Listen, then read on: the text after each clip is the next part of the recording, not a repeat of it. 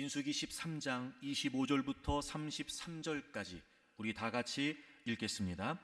40일 동안 땅을 정탐하기를 마치고 돌아와 바란 광야 가데스에 이르러 모세와 아론과 이스라엘 자손의 온 회중에게 나와 그들에게 보고하고 그 땅에 과일을 보이고 모세에게 말하여 이르되 당신이 우리를 보낸 땅에 간즉 과연 그 땅에 젖과 꿀이 흐르는데 이것은 그 땅의 과일이니이다. 그러나 그 땅 거주민은 강하고 성읍은 견고하고 심이 클 뿐 아니라 거기서 아낙 자손을 보았으며 아말렉인은 남방 땅에 거주하고 헤딘과 여부스인과 아모리인은 산지에 거주하고 가나안인은 해변과 요단가에 거주하더이다. 갈렙이 모세 앞에서 백성을 조용하게 하고 이르되 우리가 곧 올라가서 그 땅을 취하자 능히 이기리라 하나 그와 함께 올라갔던 사람들은 이르되 우리는 능히 올라가서 그 백성을 치지 못하리라. 그들은 우리보다 강하니라 하고 이스라엘 자손 앞에서 그 정탐한 땅을 악평하여 이르되 우리가 두루 다니며 정탐한 땅은 그 거주민을 삼키는 땅이요 거기서 본 모든 백성은 신장이 장대한 자들이며 거기서 네피림 후손인 아낙 자손의 거인들을 보았나니 우리는 스스로 보기에도 메뚜기 같으니 그들이 보기에도 그와 같았을 것이니라. 아멘. 수영 선수 플로렌스 체드윅은 1952년 세계 최초로 영국 해협을 헤엄쳐 왕복한 여성입니다. 카타리나 섬에서 캘리포니아 해변까지 약 35km를 무려 16시간 정도에 걸쳐서 수영해야 되는 아주 어려운 코스의 도전이었다고 합니다. 1차 도전에서는 실패를 했습니다. 15시간 정도 수영을 했는데 자신이 더 이상 할 수 없다고 생각이 되어서 이제는 포기하기로 결정을 합니다. 옆에서 배를 타고 함께 가고 있었던 어머니한테 나를 좀 꺼내달라고 더 이상은 갈 수 없을 것 같다고 호소를 했다고 그래요. 그 어머니가 거의 다 왔으니까 조금만 더 해보자고 했는데도 불구하고 포기했다고 합니다. 그리고 배에 올라왔는데 목적지까지 한 800m 정도밖에 남지 않았다고 그래요. 1차 도전에 실패하고 그 실패한 이유가 큰 화제가 됐었다고 합니다. 물이 차가워서 혹은 근육의 경련이 일어나서 아니면 오랜 시간 헤엄쳤기 때문에 너무 지쳐서 이런 이유가 아니었다고 합니다. 포기했던 이유는 다름 아닌 안개 때문이었다고 합니다. 실패한 다음 날 기자회견에서 이렇게 얘기했다고 그래요. 눈에 보이는 것은 자욱한 안개뿐이었습니다. 만일 캘리포니아 해변이 보였다면 저는 충분히 완주할 수 있었을 것입니다. 안개가 저의 승리를 빼앗아 갔습니다. 그리고 2달 뒤에 다시 두 번째 도전을 하게 됩니다. 당연히 2차 도전에서는 성공을 했습니다. 여전히 그때도 자욱한 안개가 있었습니다. 근데 이 플로렌스는 이렇게 이야기를 합니다. 여전히 안개가 짙었지만 마음속으로 보고 있었기 때문에 끝까지 헤엄칠 수 있었습니다 라고 이야기를 했다고 그래요. 안개는 짙었지만 그 목적지를 머릿속에 그리면서 그의 해안선을 마음에 품고 계속해서 수영을 했고 그래서 결국은 그 도전에 성공할 수 있었다는 거지요. 그런 걸 보면 여러분 시야를 유지하는 것이 정말 중요했던 겁니다. 우리의 신앙생활도 그렇지 않을까요? 우리의 믿음 생활도 그렇지 않을까요? 우리를 둘러싸고 있는 다양한 많은 상황들이 마치 짙은 안개처럼 우리를 둘러싸고 있고 우리의 믿음의 대상이신 하나님을 온전히 바라보지 못하도록 계속해서 가리우고 있는 겁니다. 그럴 때 얼마나 우리가 믿음의 시야를 확보하고 얼마나 우리가 믿음의 시야를 유지하느냐가 우리의 신앙의 관건이 될 것입니다. 사랑하는 교우 여러분, 여러분의 믿음의 시야는 지금 어떠합니까? 믿음의 시야를 잘 유지하고 계십니까? 그럼에도 불구하고 믿음의 시야를 잘 확보하고 계십니까? 출애굽한 이스라엘 백성들은 가나안 땅에 들어가기 직전에 하나님께서 약속하신 자기들이 정복해야 될 그 땅이 어떤 땅인지 알고 싶어 했습니다. 각 지파에서 한 명씩 12명의 정탐꾼을 가나안 땅에 보내게 되고 40일 동안 정탐을 하고 돌아와서 보고를 하게 됩니다.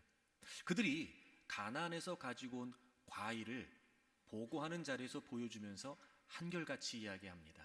그 땅은 젖과 꿀이 흐르는 땅이라는 거예요. 그리고 10명이 먼저 이야기를 하는데 부정적으로 이야기를 합니다. 그러나 거기에 거주민들은 너무 강하다는 거예요. 그리고 그들의 성은 너무 견고하다는 겁니다.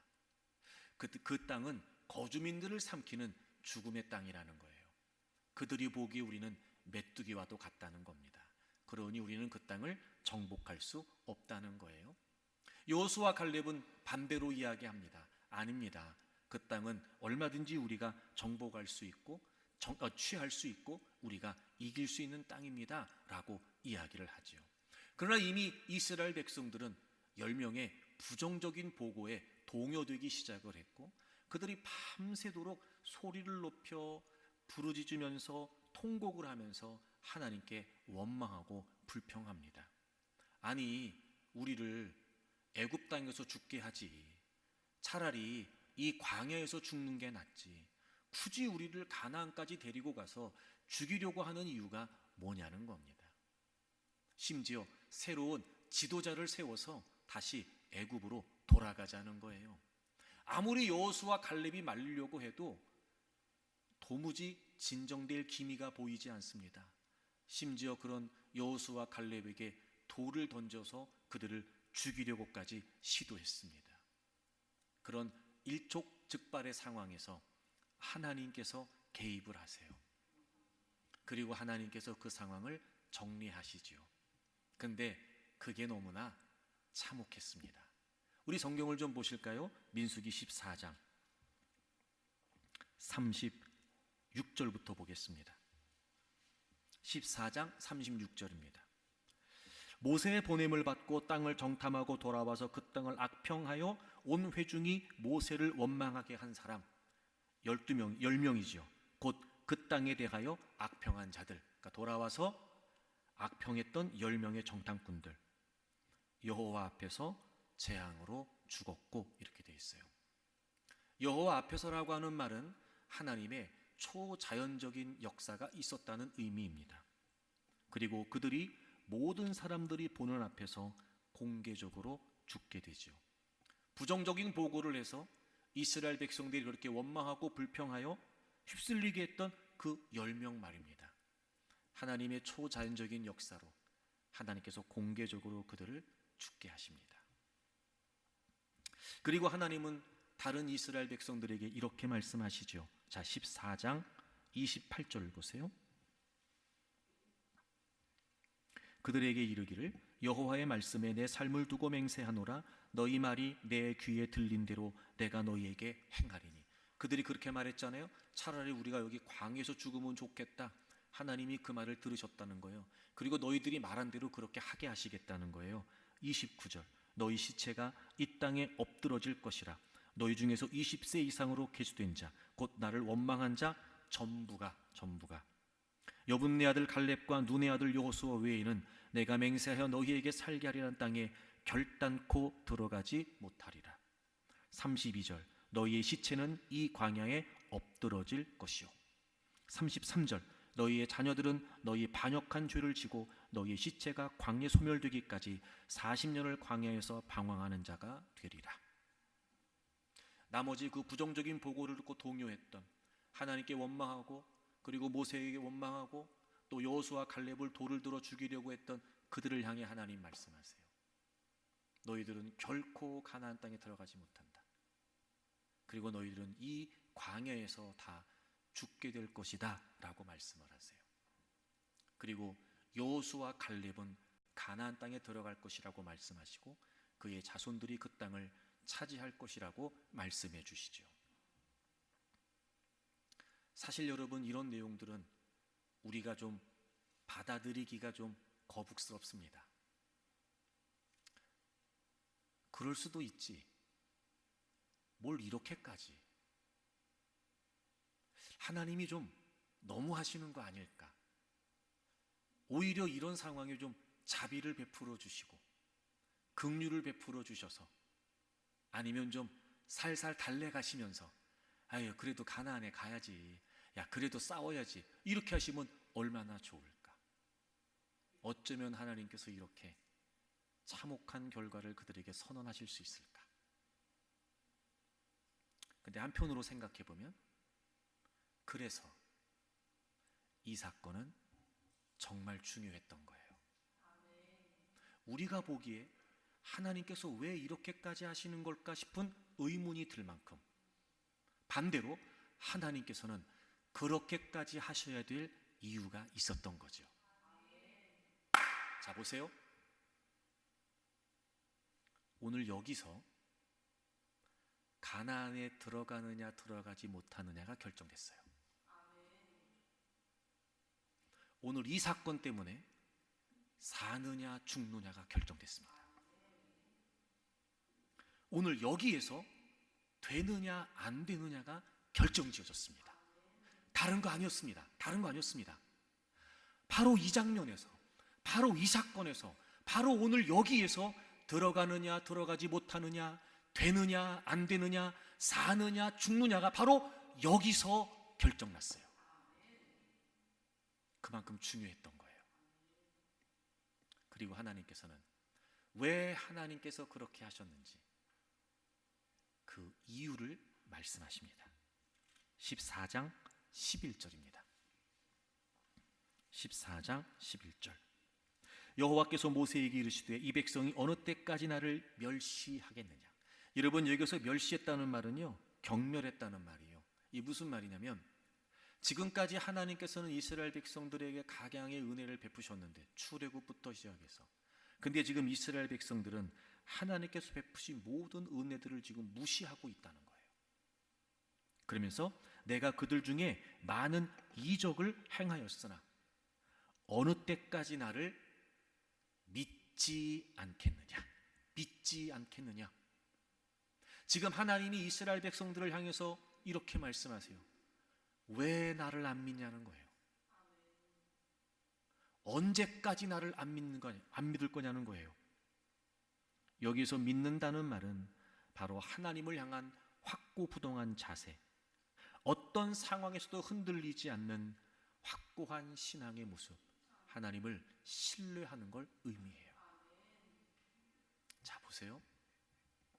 오늘 여기에서 가나안에 들어가느냐 들어가지 못하느냐가 결정됐어요. 오늘 이 사건에서 사느냐 죽느냐가 결정됐어요. 이유가 뭔지 아세요? 믿음이에요. 믿음. 다른 거 아니에요. 믿음이에요.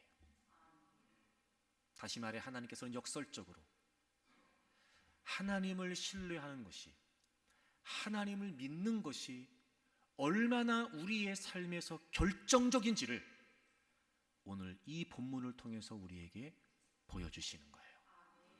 사랑하는 교우 여러분, 우리의 인생을 좌우하는 결정적인 한방, 믿음입니다. 다른 거 아니에요. 우리는 인생을 살면서 나름대로 이거 있으면 인생이 될 것 같아요. 우리는 삶을 살면서 다양한 많은 정보와 경험을 통해 나는 이게 있어야 될 것 같아요. 당장 이게 없으니까 안 되는 것 같아요. 그래서 그거 있으면 내 인생이 될 것 같아요. 더 잘 나갈 것 같아요. 더 편안해질 것 같아요. 그렇게 우리는 우리의 인생을 결정짓는 요인이 나름대로 이런 것이라고 우리는 머릿속에 그리고 살아요. 그리고 그것을 추구하며 살아요. 아니요, 그렇지 않습니다. 우리가 쏟고 있는 거예요. 오늘 성경은 분명히 우리에게 가르쳐 줍니다. 우리의 인생을 좌우하는 결정적인 한 방은 믿음입니다. 되느냐 안 되느냐, 들어가느냐 들어가지 못하느냐, 성공하느냐 실패하느냐, 승리하느냐 패배하느냐, 사느냐 죽느냐, 결정적 한 방은 믿음입니다. 사랑하는 교회 여러분, 우리가 살고 있는 삶의 상황과 정황이 어떻다 하더라도 결코 우리가 믿음을 놓치지 않기를 바랍니다. 절대로 믿음을 과소평가하지 않기를 바랍니다. 어떤 상황에서도 믿음을 소홀히 여기지 않기를 바랍니다. 우리의 인생을 좌우하는 결정적 한 방, 믿음입니다. 그래서 믿음 얘기하려고 합니다. 사실 여러분, 우리가 믿음이란 말을 굉장히 많이 사용하거든요. 근데 또 한 번 더 생각해보면 믿음처럼 애매모호한 게 없는 것 같아요. 그러다 보니 믿음을 오해하고 있는 것도 같습니다. 그래서 오늘 믿음에 관한 이야기 하려고 합니다. 그럼 도대체 하나님께서 오늘 이 본문을 통해 믿음이 뭐냐는 거죠. 구체적으로 여호수아 갈렙이 보인 믿음이 도대체 뭐냐는 거예요. 왜 나머지 10명 그리고 이스라엘 백성들은 도대체 뭐 때문에 하나님께서는 그들은 믿음이 없다라고 말씀하신 거냐 말이죠. 믿음이 과연 뭘까요? 자, 다시 본문을 보실까요? 13장. 부정적인 보고를 했던 사람들이 이렇게 보고를 하죠. 28절 보실까요? 28절부터 보겠습니다. 그러나 그 땅 거주민은 강하고 성읍은 견고하고 심이 클 뿐 아니라 거기서 아낙 자손을 보았으며 봤다는 거예요. 당연하죠. 40일 동안 아마 여러분 속속들이 다 보고 왔을 거예요. 봤다는 거예요. 우리가 봤다는 거예요. 그리고 그들이 계속 보고를 이어가지요. 32절을 보세요. 31절부터 그와 함께 올라갔던 사람들은 이르되 우리는 능히 올라가서 그 백성을 치지 못한다. 그들은 우리보다 강하다. 그들이 결론을 내렸어요. 우리는 못 이긴다는 거예요. 이유가 뭐였냐면 32절 이스라엘 자손 앞에서 그 정탐한 땅을 악평하여 이르되 정탐한 땅, 정탐했다. 뭐예요? 보고 왔다는 거예요. 보고 왔다는 거예요. 우리가 두루 다니며 정탐한 땅, 또 뭐예요? 우리가 봤다는 겁니다. 그 거주민을 삼키는 땅이요. 거기서 봤다는 거예요. 우리가 봤다는 거예요. 모든 백성은 신장이 장대한 자들이다. 33절 거기서 네피림 후손인 아낙 자손의 거인들을 보았나니 또 봤다는 거예요. 봤다는 거예요. 그리고 우리는 스스로 보기에도 자기들이 보기에 우리도 메뚜기 같다는 거예요. 여러분, 지금 부정적인 보고를 했던 10명이 하는 얘기의 공통점이 뭐예요? 내가 보고 왔다는 거예요. 여러분 40일 동안 봤으니까 자세히 봤겠죠. 정확히 제대로 봤을 거예요. 그리고 지금 그들이 와서 하는 말은 본대로 얘기한 거예요. 본대로. 거짓말이 아니라니까요, 여러분. 있는 그대로 본대로 지금 와서 얘기하는 거예요. 우리가 봤다는 거예요. 그러니까 확실하다는 거예요. 결론도 내렸어요. 우린 못 이긴다는 거예요. 우린 정복하지 못한다는 거예요. 봤다는 거예요. 봤다는 거예요. 그럼 여호수아 갈렙은 안 보고 와서 얘기했을까요? 자, 보세요. 10명의 정탐꾼들도 40일 동안 보고 와서 얘기해요. 그리고 똑같이 여호수아 갈렙도 동일한 기간에 동일한 곳을 보고 와서 얘기하는 거죠. 자, 그들은 어떻게 얘기했을까요? 14장 7절부터 보실까요? 이스라엘 자손의 온 회중에게 말하여 이르되 우리가 두루 다니며 정탐한 땅은 심히 아름다운 땅이라. 여러분, 좀 전에 10명은 뭐라고 얘기했어요? 우리가 보고 왔는데 그 땅은 거주민을 삼키는 죽음의 땅이라는 거예요. 근데 여러분, 똑같은 것을 보고 와가지고 여호수아 갈렙은 뭐라고 얘기해요? 아름다운 땅이래요. 벌써 여러분 다른 게 느껴지시죠? 아름다운 땅이라는 거예요. 그럼 그들은 왜 아름다운 땅이라고 말할까? 10명은 죽음의 땅이라고 말하는데 왜 그들은 아름다운 땅이라고 말하는 걸까? 자, 8절 여호와께서 우리를 기뻐하시면 우리를 그 땅으로 인도하여 들이시고 그 땅을 우리에게 주시리라. 이는 과연 젖과 꿀이 흐르는 땅이니라. 9절 다만 여호와를 거역하지는 말라. 또 그 땅 백성을 두려워하지 말라. 그들은 우리의 먹이라. 그들의 보호자는 그들에게서 떠났고 여호와는 우리와 함께 하시느니라. 그들을 두려워하지 말라. 10명은 죽음의 땅이라는데 여호수아와 갈렙은 아름다운 땅이래요. 10명은 우리가 그들이 보기에 메뚜기 같다는 거예요. 근데 여호수아와 갈렙은 뭐라고 말해요? 그들이 우리의 먹이래요. 정반대예요. 희한하지 않으세요? 똑같은 기간에 똑같은 곳을 보고 왔어요. 근데 어쩜 이렇게 다를까요? 다른 게 뭔지 여러분 느껴지세요? 10명의 보고의 내용과 2명의 보고의 내용이 다른 게 느껴지세요? 똑같이 보고 왔어요. 근데 왜 달랐을까요? 여호수아와 갈렙은 하나님께서 우리를 기뻐하시면, 하나님께서 우리를 인도하시면, 하나님께서 우리와 함께 하시니까 여호수아와 갈렙은 하나님을 고려하고 있어요. 하나님을 거론하고 있죠. 하나님을 생각하고 있어요. 하나님이 부정적인 보고란 사람들은 믿음이 아니라는 거예요. 여호수아와 갈렙이 믿음이라는 거예요. 믿음이 뭘까요? 믿음이 뭘까요? 믿음은 상황만 보는 것이 아니라 하나님을 바라보는 거예요. 그게 믿음이에요. 그리고 그들은 믿음으로 생각했고, 믿음으로 말했고, 믿음으로 결정했어요. 정복할 수 있다는 거예요. 얼마든지 이길 수 있다는 거예요. 심지어 그들은 우리의 밥이라는 거예요. 하나님은 그들의 믿음을 인정하셨죠. 그리고 우리는 이 사건의 결과를 알아요. 놀랍지요? 믿음대로 됐다니까요. 여러분, 우리의 인생을 좌우하는 결정적인 한 방은 믿음입니다. 믿음이 뭐냐? 믿음은 상황만 보는 게 아니라 하나님을 바라보는 거예요.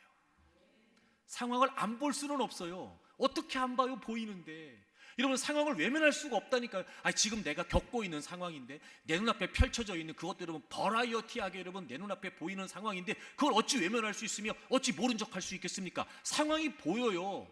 정말 내 상황이기 때문에 우리는 더 고민하고 골몰하면서 더 그 상황이 자세하게 정확하게 보일 수도 있죠. 남들은 보이지 않지만 나는 보이는 거. 왜? 내가 겪는 상황이니까. 안 볼 수 없어요. 안 보이지 않아요.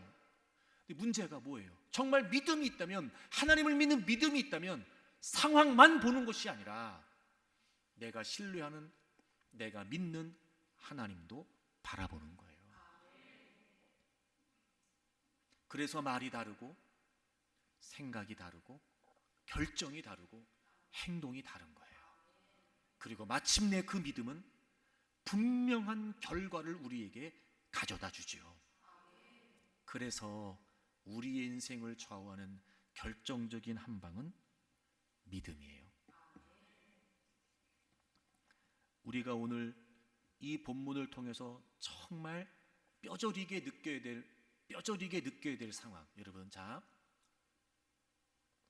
그럼 부정적인 보고를 한 10명의 정탐꾼들은 하나님을 모를까요?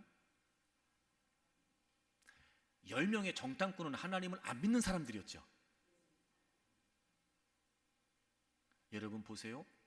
각 지파에서 한 명씩이에요. 여러분, 그 한 명을 어떻게 뽑았겠어요? 모르긴 몰라도요, 그 지파에서 지도자급이었을 거란 말이죠. 우리식으로 표현해 볼까요? 회장들, 에? 목장의 리더들, 목사, 뭐 한다는 사람들, 그렇죠? 그런 사람들 아니겠냐고요. 그들도 하나님을 믿었던 사람들이었어요. 그 말을 들었던 이스라엘 백성들은 하나님을 모르는 사람들이었죠. 하나님의 은혜와 역사와 능력을 일도 경험해보지 못한 사람들이었죠. 아니요. 출애굽도 경험했어요. 홍해도 경험했어요. 구름기둥, 불기둥을 보고 있다니까요. 근데 어쩌면 여러분, 이 상황에서 하나님을 일도 고려하지 않을 수 있을까? 어쩌면 이 문제 앞에서 믿음이 일도 발휘가 되지 않는 걸까? 그래서 여러분, 믿음이 있다고 말하면 안 되고요, 믿음으로 사는지 살펴야 돼요. 그러니까 여러분, 우리가 이렇게 예배드리는 곳에 있다 하여 내가 믿음 있다고 안심하면 안 되고, 진짜 내 믿음이 믿음인지 내 삶의 자리에서 발휘되고 있는지 점검해 보셔야 돼요. 제가 늘 주장하죠. 발휘되지 않는 믿음은 믿음이 아니에요. 보이지 않는 믿음은 믿음이 아니라고요. 아무리 내가 믿음 있다고 주장해 보십시오. 결정적인 순간에, 중요한 순간에, 일상에서 주어진 모든 상황에서 믿음이 믿음으로 발휘가 되지 않는다면, 즉 하나님은 살아계시고 그분이 나의 하나님이시고 그분이 나와 함께 하시고 그분이 나를 선하게 이끌어 가신다, 이 분명한 하나님에 대한 신뢰가 발휘되지 않는다면, 고려되지 않는다면, 나타나지 않는다면, 여러분, 그걸 어찌 믿음이라고 말할 수 있겠습니까? 그래서 여러분, 우리가 놓치는 게 뭐냐면요, 우리는 보이는 것만 보는 걸 본다고 생각해요. 그래서 보이는 것과 바라보는 것을 우리가 놓치는 거예요. 우리가 본다라고 말할 때 분명히 우리가 보는 것에는 한계가 있습니다. 즉 우리의 시각에는 사각지대가 반드시 있다는 거예요. 어떤 그 한자 이렇게 설명하는 책에 보니까 본다라고 하는 내용을 세 가지 한자를 가지고 설명하더라고요. 견, 시, 관이에요. 이 견은 뭐냐면요, 보이니까 보는 거예요. 보이니까 보는 거. 쉽게 말하면 눈 뜨고 있으니까 보이잖아요. 그래서 그냥 보이니까 보는 거, 이게 견이에요. 그러다 보니 이거는 자기 방식대로 보는 거지요. 자기 방식대로 보는 거. 내가 보이는 대로 보는 거예요. 그래서 보이지 않는 건 볼 수가 없어요. 그러므로 타인의 방식으로 볼 수 없다고 합니다. 그래서 당연히 견해차가 생겨요. 즉 시각의 사각지대가 있다는 거예요. 볼 수 없는 게 있다는 거예요. 시는 뭔가 봤더니 어느 차원에서 보느냐의 문제래요. 어느 차원에서. 그래서 보는 각도에 따라 다르게 보인다는 거죠. 여러분 충분히 이해가 되실 거예요. 어떤 사물이나 또 어떤 상황이나 이런 경우에 정면에서 보는 거하고 후면에서 보는 거, 측면에서 보는 게 다 달라요. 어느 쪽에서 보느냐에 따라 다르게 보이는 거죠. 이게 바로 시예요. 그래서 시각차가 생기는 거예요. 당연히 사각지대가 있습니다. 그 다음에 관은 뭐냐? 관은 자세히 응시하면서 뚫어지게 보는 거예요. 그러니까 이거는 보려고 보는 거예요. 내가 봐야 되니까 보는 거예요. 그래서 그 어느 한 곳에 초점을 맞추고 그리고 계속해서 뚫어지게 보는 거, 살피는 거, 이게 바로 관이래요. 근데 여러분 그거 아시죠? 여기에도 사각지대가 있어요. 내가 어느 한 곳에 집중해서 보면은요, 그 주변은 보이지 않습니다. 한 곳에 초점을 맞추면 나머지는 초점이 흐려집니다. 역시 여기에도 사각지대가 생겨요. 제가 이 글을 보면서 그 마음이 들었던 거예요. 아, 인간이 보는 모든 시각에는 결국 사각지대가 있다. 내가 보는 것이 전부라고 생각하거나 내가 보는 것이 언제나 옳다라고 생각하는 것처럼 어리석은 일이 없어요. 그래서 착각을 일으키게 되는 거예요. 그래서 우리는 인생을 살면서 우리가 본다라고 말하는 이 보는 관점만 가지면 안 되고 하나님을 바라보는 믿음의 시각이 필요하다는 거예요. 우리의 시각은 반드시 사각지대가 있어요. 그걸 전부라고, 이게 다라고 이거면 충분하다고 생각하는 것처럼 어리석은 일이 없어요. 그리고 그 착시가 착각을 일으킨다면, 그래서 우리의 인생에 잘못된 생각과 잘못된 결정을 가져온다면 그건 어리석음에서 멈추지 않아요. 위험한 일이 되죠. 잊으시면 안 돼요. 우리의 시각에는 사각지대가 있다. 그럼 우리는 항상 믿음의 시각을 가져야 되죠. 왜 그럴까요? 우리가 바라보는 하나님은 사각지대가 없으세요. 그래서 믿음으로 봐야 돼요. 즉 믿음으로 사고하고, 믿음으로 결정하고, 믿음으로 판단하고, 믿음으로 살피고, 그래서 믿음으로 분별하고, 이렇게 믿음의 시각을 가지고 있을 때 우리의 사각지대의 한계를 넘어설 수 있게 되죠. 성경을 찾아볼까요? 히브리서 11장입니다. 우리가 잘 알고 있는 것처럼 히브리서 11장은 믿음장 이렇게 얘기를 해요. 우리의 믿음의 선진들의 주옥같은 이야기가 기록되어 있죠. 저는 그래서 히브리서 11장은 믿음의 명예의 전당이다, 저는 이렇게 생각이 돼요. 그러다 보니 이 11장에는 믿음이 무엇인지를 아주 우리에게 분명히 가르쳐주고 있어요. 먼저 1절을 보실까요? 1절. 믿음은 바라는 것들의 실상이요 보이지 않는 것들의 증거다, 이렇게 되어 있어요. 자, 여러분, 바라는 건 보여요, 안 보여요? 안 보여요. 근데 실상은 보여요, 안 보여요? 보이죠. 그리고 보이지 않는 거, 그러니까 보이지 않으니까 보이지 않는 거예요. 근데 증거는 보여요. 놀랍죠. 그러니까 믿음을 가지면 보이지 않는 걸 볼 수 있게 된다는 거예요. 볼 수 없는 것도 보게 된다는 거죠. 그게 믿음이라는 거예요. 그러니까 믿음의 시각이 우리에게 반드시 필요하다는 거예요. 필요하다는 거예요. 그럼 여러분, 믿음이 뭘까요? 믿음이, 자, 6절 보세요. 6절. 우리 다 같이 읽겠습니다. 히브리서 11장 6절 다 같이 읽어요. 시작. 믿음이 없이는 하나님을 기쁘시게 하지 못하나니 하나님께 나아가는 자는 반드시 그가 계신 것과 또한 그가 자기를 찾는 자들에게 상 주시는 이심을 믿어야 할지니라. 아멘. 여러분, 여기 아주 중요한 믿음의 정의가 등장해요. 자, 믿음이 없이는 하나님을 기쁘시게 하지 못한대요. 그럼 믿음이 있다. 그럼 믿음은 뭐냐?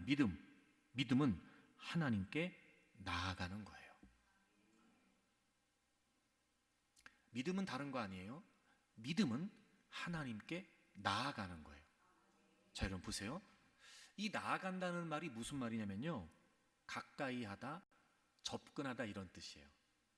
자, 여러분 보세요. 자, 믿음이 하나님께 나아가는 거예요. 접근하고 가까이 가는 거예요. 자, 우리가 어떤 대상이 있을 때 점점 그 대상이 가까이 다가간다, 점점 그 대상을 접근한다, 이게 무슨 말이겠어요? 그 대상을 더 선명하게 보는 거예요. 보는 거예요. 여러분, 그런 거 있잖아요. 마트나 뭐 백화점이나 이렇게 뭐 극장이나 이렇게 왜 놀이동산, 이런 사람들 많은데 이렇게 갈 때 아이들과 갈 수도 있고 뭐 가족들, 친지들 갈 수 있잖아요.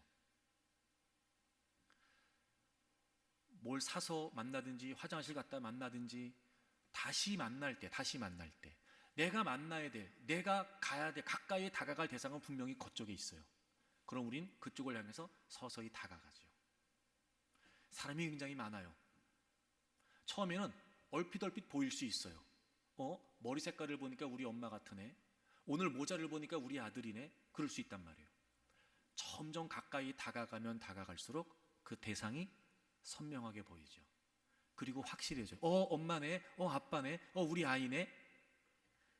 가까이 다가간다는 게 무슨 말이에요? 접근한다는 게 무슨 말이에요? 그 대상을 더 분명히 본다는 거예요. 믿음은 하나님께 나아가는 거래요. 믿음이 뭔지 아세요? 하나님을 더 분명히 보는 거예요. 상황만 보이는 게 아니에요. 그 상황 속에서 하나님이 보여야 돼요. 그게 믿음이에요. 문제만 보이는 게 아니에요. 어려움만 보이는 게 아니에요. 당연히 그건 안 보일 수 없어요. 근데 그 상황에서 정말 믿음 있는 사람은 하나님이 보여야 돼요. 처음엔 흐릿할 수 있겠죠. 아니, 안 보일 수도 있을 거예요. 그 상황이 큰 산처럼, 그 문제가 큰 짙은 안개처럼 우리가 마땅히 바라봐야 될 우리의 믿음의 대상이신 그 하나님을 보지 못하게 하는 거예요. 다 가려버리는 거죠. 그런데 믿음은 뭐예요? 그 하나님께 더 가까이 나아가는 거예요. 그러니까 내가 하나님 보이지 않는다면 내가 더 하나님께 가까이 다가가야 돼요. 더 선명히 볼 수 있어야 돼요. 분명히 볼 수 있어야 돼요. 쉽게 말해, 그러면 그럴수록 더 하나님을 바라보려고 해야 되는 거였어요. 그럼 하나님께 가까이 나아간다는 게 무슨 말이냐? 그 뒤를 보세요. 하나님께 가까이 나아간다는 건 첫째, 반드시 그가 계신 것과 둘째, 그가 자기를 찾는 자들에게 상 주시는 이심을 믿어야 할지니라. 자, 하나님께 가까이 나아간다는 게 무슨 말이냐? 첫째, 반드시 그가 계신 것을 믿는 거예요. 여기에서 그가 계신 것을 믿는다, 이 말이 무슨 말이냐면 이런 거예요. 우리는 객관적으로 여러분 하나님은 살아계시죠? 그럼 다 아멘해요. 우리는요, 하나님이 살아계시다는 걸 안 믿는 사람이 없어요. 다 믿어요, 객관적인 진리로. 근데 문제는 뭐냐? 내가 객관적으로 살아계시다고 믿는 그 하나님이 지금 내 상황 속에, 지금 내 형편 속에, 그 문제 속에 둘러싸여 있는 지금 내 삶에 진짜 실존하시는 하나님이냐는 거예요. 쉽게 말하면 이런 거예요. 살아계신 하나님의 존재가 지금 내 삶에 영향력을 미치고 있냐는 거죠. 내가 살아계시다고 믿고 있는 그 하나님이 지금 어렵고 힘겹고 깜깜하고 흑암과 같은 이 상황 속에 내가 살아계시다고 믿는 그 하나님의 실존이 내 삶에 진짜 의미가 있냐는 거예요. 이게 바로 그가 계신 것을 믿는 거예요. 근데 우리는요, 어려운 문제 속에, 어려운 상황 속에 있으면 사실 살아계신 하나님을 믿는 믿음이 흐트러지기 시작합니다. 마치 하나님 안 계신 것 같아요. 하나님은 내 편이 아닌 것 같아요. 하나님 나와 함께 하시지 않는 것 같아요. 어떻게 보면 알아요? 하나님 다 까먹어요. 10명의 정탐꾼이 그랬던 것처럼, 그 보고를 들었던 이스라엘 백성들이 그랬던 것처럼 전혀 그들의 사고 속에, 그들의 말 속에, 그들의 행동 속에 하나님이 보이지 않아요. 이런 거죠. 그들도 하나님이 살아계시다는 걸 모르지 않아요. 근데 중요한 사실은 뭐냐면 지금 겪고 있는 그 사건 속에 하나님의 실존이 아무런 의미가 없는 거예요. 그건 믿음이 아니라는 거예요. 믿음은 뭐냐? 그럼에도 불구하고 지금 내 삶 속에, 지금 내 상황 속에, 지금 내 문제 속에 살아계신 하나님의 의미가 있는 거예요. 상황만 보이는 게 아니라 하나님도 바라보는 거예요. 그걸 믿는 게 믿음이랍니다. 그게 하나님께 가까이 나아가는 거래요.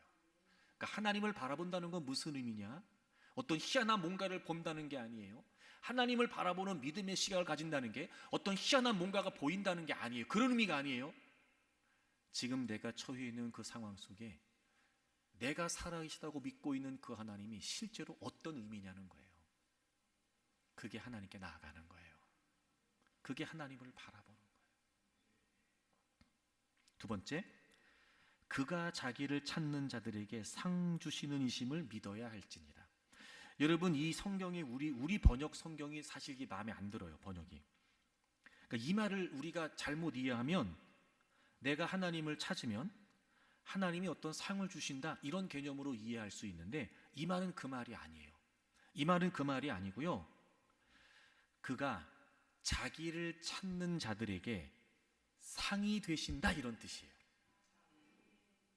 여러분, 이게 너무 당연한 게 뭐냐면, 자, 내가 하나님을 찾아요. 내가 하나님께 가까이 나아가요. 내가 하나님을 바라봐요. 그런 사람에게 진짜 상이 누구신 거예요? 하나님이신 거죠.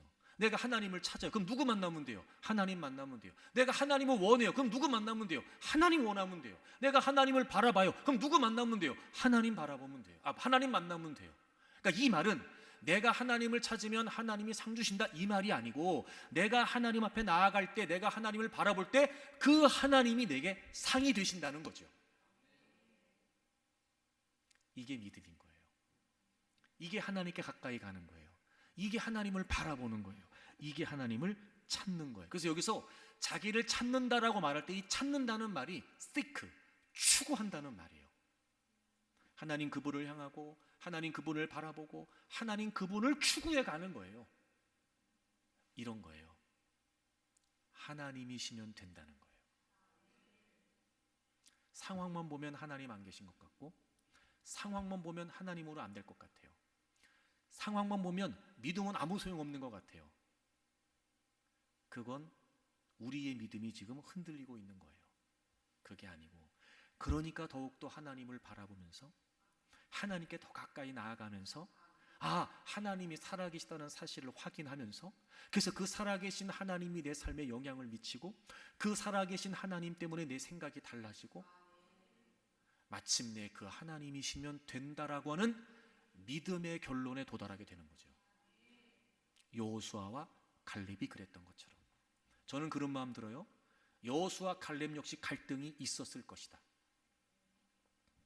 여호수아 갈렙 역시 약속의 땅이라고 들었을 때와 달리, 그들이 차지할 땅이라고 들었을 때와 달리, 막상 가서 보면서 그 거대한 민족들, 그 견고한 성을 보면서 분명히 여호수아 갈렙도 갈등이 있었을 것이다. 의심도 됐을 것이다. 하지만 그들의 40일의 여정은 부정적인 보고했던 10명의 40일의 여정과 달랐던 거죠. 하나님을 생각하고, 하나님을 고려하고, 하나님을 바라보면서 마침내 그들은 믿음의 시각의 결론에 도달하게 돼요. 그렇습니다. 그런데 그 땅은 아름다운 땅입니다. 하나님이 기뻐하시고, 하나님이 우리를 인도하시고, 하나님이 우리와 함께 하시기 때문에 우린 그 땅을 차지할 수 있습니다. 이게 우리가 해야 되는 믿음의 과정인 거예요. 그래서 진짜 믿음으로 하나님을 바라본다는 건 하나님이시면 된다는 거예요. 이런 거죠. 자, 여러분 시편 131편을 찾아보세요. 3절을 보시면 다윗이 이런 고백을 해요. 3절을 보세요. 이스라엘아, 지금부터 영원까지 여호와를 바랄지어다. 이런 바랄지어다 나왔어요. 바란다, 하나님 바라본다. 이게 믿음이라고 그랬어요. 믿음은 상황만 보는 것이 아니라 하나님을 바라보는 것이다.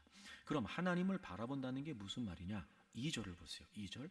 실로 내가 내 영혼으로 고요하고 평온하게 하기를 젖된 아이가 그의 어머니 품에 있음 같게 하였나니 내 영혼이 젖된 아이와 같도다. 여러분, 하나님을 바라보는 게 뭔지 아세요? 젖된 아이가 어머니 품에서 평온하게 있는 거예요. 제가 한번 설명드린 적이 있었는데, 저는 이 성경을 볼 때 처음에 왜 젖된 아이일까? 이런 의문이 들었어요. 여러분, 아기들은요, 젖먹이 아기들도 있어요. 근데 왜 젖먹이 아이가 아니고 젖된 아이일까? 여러분, 젖먹이 아이는요, 젖을 먹기 위해 엄마 품에 있어요. 엄마 때문에 엄마가 필요한 게 아니고 젖을 먹어야 되니까 엄마가 필요해요. 젖된 아이는요, 더 이상 엄마 젖을 먹지 않죠. 근데 젖된 아이가요, 엄마 품이 가장 편안하고 고요해요. 엄마 때문인 거죠. 여러분, 하나님 바라보는 게 뭔지 아세요? 젖먹이 아이가 엄마 품에 안긴 게 아니고요, 젖된 아이가 엄마 품에 안기는 거예요.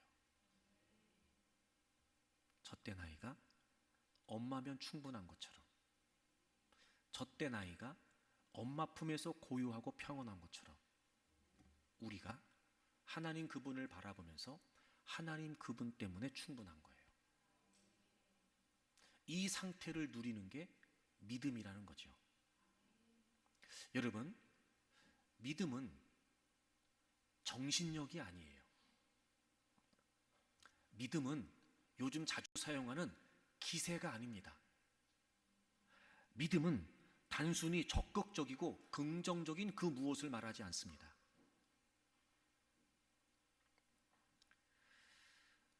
믿음은 온전히 나의 모든 전 존재를 하나님께 맡겨드리는 거예요. 우리가 아멘이라는 말 많이 쓰잖아요. 아멘. 예, 뭐 말씀을 들을 때도, 또 기도할 때 맨 마지막에 아멘하고, 또 찬양하면서도 아멘. 우리가 아멘 많이 한단 말이에요. 이 아멘이 히브리어 아만에서 나온 말이에요. 근데 이 아만이라고 하는 말이 무슨 말인가 봤더니 단단히 받치다, 기둥이 흔들리지 않게 붙잡고 있다, 이런 뜻이더라고요. 그래서 이 말을 언제 쓰나 봤더니 기둥을 떠받치고 있는 주춧돌 있잖아요. 이 주춧돌을 아만이라고 그러더라고요. 그리고 또 하나, 아이를 꼭 끌어안고 있는 유모의 팔, 이걸 아만이라고 하더라고요. 아멘은 단순히 내가 믿습니다, 즉 지적으로 동의하는 차원이 아니고, 아멘이라고 말하는 건 나의 전부를 그 하나님께 기댑니다 라고 하는 의미인 거예요. 그러니까 하나님을 바라본다는 건 무슨 말이냐면, 내가 의지할 뿐, 내가 기대할 뿐, 내가 도움을 구할 뿐은 하나님이시라는 거예요. 그러니까 우리는 전적으로 하나님께 우리의 모든 삶을 맡겨드리는 거예요. 이게 믿음이에요. 그래서 하나님을 향하는 거예요. 그래서 더 하나님께 가까이 하려고 하는 거죠. 그래서 더 하나님을 선명히 바라보려고 하는 거예요. 그리고 그 하나님이 분명해지면 그걸로 충분해요. 그분이 확실하시니까요. 그래서 우리가 믿는 믿음은 확실한 걸 믿는 게 아니에요. 하나님께서 확실한 분이다, 그걸 믿는 거예요. 그래서 정말 상황만 보지 않고 하나님을 바라보는 사람은 어떡하겠어요? 상황이 보임에도 불구하고 상황만 보지 않고 하나님을 바라보는 사람은 어떻게 하겠어요? 우리가 이제 그렇게 해야 되잖아요. 제가 본문을 고민하면서 떠오르는 성경의 장면이 있었어요. 역대하 13장과 14장에 보면 유다 왕 아비야 때, 그리고 아사 때 전쟁하는 장면이 나와요. 여러분 성경을 찾아보세요. 역대하 13장입니다. 3절에 보시면 유다 왕 아비야 때 이스라엘 왕 여로보암이 공격을 해요. 그때 아비야는 싸움에 용감한 군사 40만 명, 유다의 군사 40만 명이었어요. 근데 이스라엘 왕 여로보암은 큰 용사 80만 명을 택해서 공격을 해와요. 여러분 40만 명 대 80만 명이에요. 일단 보는 것만 가지고는 유다가 못 이겨요. 분명히 수적인 열세입니다. 그냥 열세도 아니고 2분의 1이에요. 반밖에 안 돼요. 이건 아무리 상황을 살펴보고 아무리 작전을 잘 짜도요, 이건 못 이기는 전쟁이에요. 근데 아비야가 이겨요. 14장 가보실까요? 유다 왕 아사 때 구수 사람 세라가 공격하러 옵니다. 14장을 보세요. 8절을 보세요. 아사의 군대는 유다 중에서 큰 방패와 창을 잡은 자가 30만 명, 그러니까 창과 방패를 든 사람이 30만 명, 베냐민 중에서 작은 방패를 잡고 활을 당기는 자가 28만 명이에요. 그러니까 창을 쓰는 자가 30만 명이고 활을 쏘는 자가 28만 명, 도합 58만 명이었어요. 유다 왕 아사 때 군사가 58만 명. 근데 9절을 보세요. 구수 사람 세라가 그들을 치료하여 군사 100만 명, 병거 300대, 군사 100만 명, 병거 300대, 58만 대 100만이에요. 이것도 거의 절반이에요. 게다가 구수 사람 세라는 병거 300대를 가지고 와요. 여러분 상황만 보면 이 전쟁 못 이겨요. 방법이 없어요. 이길 수가 없다고요. 이건 안 되는 거예요. 방법은 뭐예요? 항복하는 거예요. 그래야 그나마 살아요. 못 싸워요. 근데 여러분 유다 왕 아사가 이겨요. 공통점이 뭔지 아세요? 아비야도 아사도 유다 백성들이 다 하나님께 기도해요. 자, 13장 14절 보세요. 여로보암이 수적으로만 많았던 게 아니라 작전도 잘 짰어요. 13절, 여로보암이 유다의 뒤를 둘러 복병했어요. 그러니까 이런 거예요. 지금 유다 왕 아비야와 그 군사들은 수적인 열세와 더불어 다 포위가 된 거예요. 지금 그때 어떻게 하나 봤더니 14절, 유다 사람이 뒤를 돌아보고 자기 앞뒤의 적병으로 말미암아 돌아보고 봤어요. 상황을 봤어요. 안 돼요. 못 이겨요. 포위까지 됐어요. 그래서 어떻게 했어요? 여호와께 부르짖고, 하나님 바라봤어요. 부르짖고 제사장들은 나팔을 불고, 15절, 그들이 다 같이 소리를 지르고, 그때 하나님께서 여로보암과 온 이스라엘을 아비야와 유다 앞에서 치셨어요.